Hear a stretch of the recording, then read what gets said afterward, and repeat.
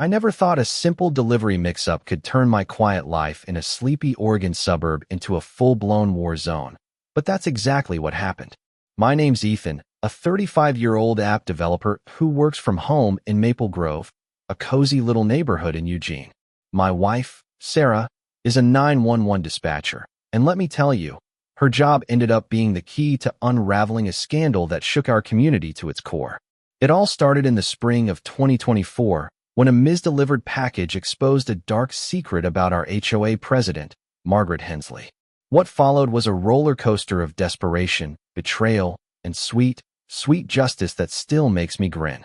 It was a crisp April morning when the chaos began. I was sipping coffee, coding away in my home office, when a frantic pounding on my door jolted me out of my focus. It wasn't a polite knock, it was the kind of hammering that makes you think someone's house is burning down.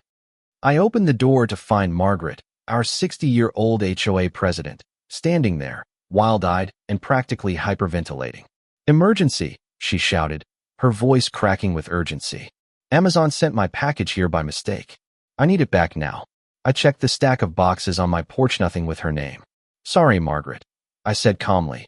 "No package here for you. Maybe call Amazon." That's when she lost it. Her face turned red, and she started yelling about sensitive documents and how she needed to search my house. Search my house? Was she serious? I stood firm, blocking the doorway. "No way you're coming inside without a warrant," I told her, trying to keep my cool. She didn't back down. She circled my house like a vulture, peering through windows and muttering to herself. My neighbor, Mrs. Ellison, a sweet retired teacher, started filming the whole bizarre scene from her window. Another neighbor, Carlos, whispered to me, "She pulled this same stunt at my place last month. Be careful, Ethan." Looking back, I should have taken Carlos's warning more seriously.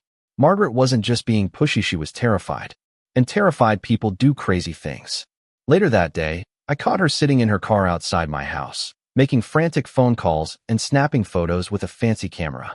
My gut told me something was seriously wrong, but I had no idea how deep this rabbit hole went. When Sarah got home from her shift, I filled her in on Margaret's unhinged behavior. Her dispatcher instincts kicked in. "If someone's that desperate over a package," she said, her voice low, "they're hiding something big. Maybe something dangerous." I brushed it off, thinking she was overreacting. Oh, how wrong I was.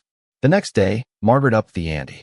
With the HOA audit looming just 2 days away, she showed up at my door clutching a manila folder stuffed with papers that looked like official court documents. "By legal authority," she declared, waving the papers like a badge, "I demand access to retrieve my property." I'd seen enough real court orders from Sarah to spot a fake. The letterhead was off, the fonts were amateurish, and there was no judge's signature. "Margaret, this is a Word document dressed up to look official," I said, holding it up. Her face went pale, but instead of backing off, she doubled down. "Those are medical records," she stammered. "You're violating my privacy." "Medical records?" "Yesterday, it was sensitive documents." Her story was unraveling faster than a cheap sweater. Then, in a panic, she let slip something chilling. "Those documents. They could be misinterpreted." "Financial stuff? I mean, medical billing." "Financial stuff?" My coder brain started connecting dots, and I didn't like the picture forming. What pushed things over the edge was when Margaret accidentally sent a text to the neighborhood group chat instead of her sister. "Document recovery mission, day 2. Target still refusing entry. Need inside before audit. Legal approach failed. Consider alternative methods." Alternative methods? The neighborhood exploded with speculation. Carlos showed up at my door with the screenshot, his eyes wide. "Ethan, this isn't about a package. She's planning something shady." That night, I decided to tackle the mountain of unopened packages in my spare room. Work had been insane, and I'd let them pile up. Buried under the chaos was a box addressed to M. Hensley, HOA president. Curious, I opened it, and my jaw hit the floor. Bank statements, forged receipts, credit card bills, all showing Margaret had siphoned $4,000 from our HOA fund over 2 years. Spa days, fancy dinners, even her divorce lawyer's fees, all disguised as community expenses. No wonder she was desperate. This wasn't a mix-up. It was evidence that could send her to jail. I locked the documents in our safe and called Sarah. "Document everything," she warned. "People this desperate don't stop the escalate." She wasn't kidding. That night, I glanced out my window and saw Margaret's car parked down the street at midnight, with someone else in the passenger seat. They were taking photos of my house with professional gear and jotting down notes. My heart raced. Who was this accomplice? What were they planning that needed darkness and surveillance equipment? I barely slept, double-checking every lock in the house. By Thursday, with the audit just 24 hours away, Margaret's desperation hit a new level. She showed up with poor Mrs. Ellison, claiming she was the HOA wellness coordinator checking on my mental health. It was a blatant lie. Our bylaws had no such role. Mrs. Ellison looked confused, clearly manipulated into believing I was unstable. I cut through the nonsense, looking Mrs. Ellison in the eye. Margaret's stolen $4,000 from our HOA. She wants the evidence I found. Mrs. Ellison gasped, and Margaret went ballistic, screaming that I was lying and waving her arms like a madwoman. Neighbors started gathering, phones out, recording the meltdown. Carlos stepped in, holding up the group chat text. If these are your documents, Margaret, why do they show HOA money going to your personal account? The crowd went silent. Margaret's lies were crumbling, and she knew it. That night, Margaret crossed a line I never imagined. She dialed 911 right on my porch, speaker on, screaming about a hostile homeowner, hiding evidence, and threatening the community. By some cosmic twist, Sarah answered the call. Keeping her cool, she dismantled Margaret's story with precise questions. What law requires him to let you in? Why is this an emergency? Margaret's answers were nonsense, and Officer Daniels, who arrived shortly after, issued her a $250 fine for a false report. But Margaret didn't stop. Later that night, Sarah came home pale.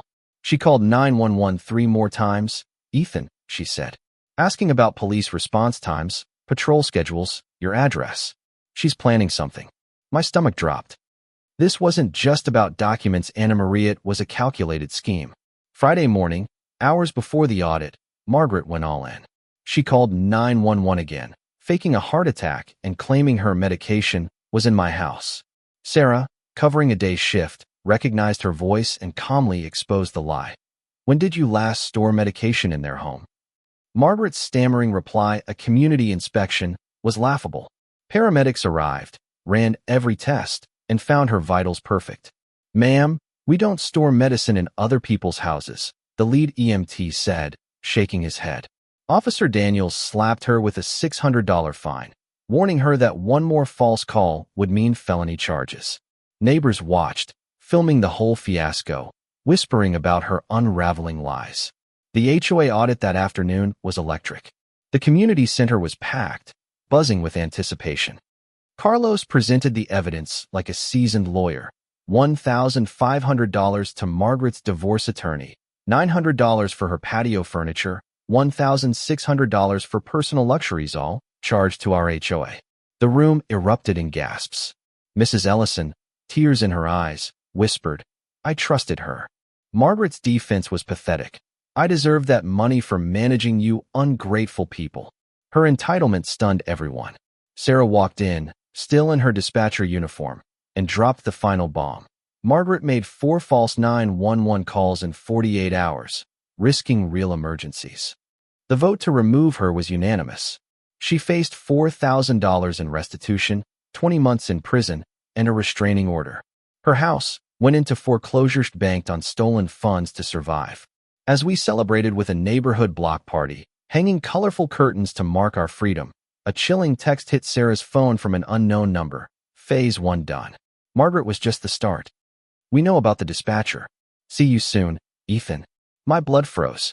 Carlos had found a background check on Sarah among Margaret's papers, her work schedule, dispatch protocols, everything. Margaret wasn't acting alone. Someone bigger was watching us. Who was Margaret working with? What's their next move? How do you fight an enemy you can't see? Drop your thoughts below, hit that like button if justice felt good, and subscribe for more wild stories. Have you ever faced an HOA nightmare or a hidden conspiracy? Share your story, we all ears.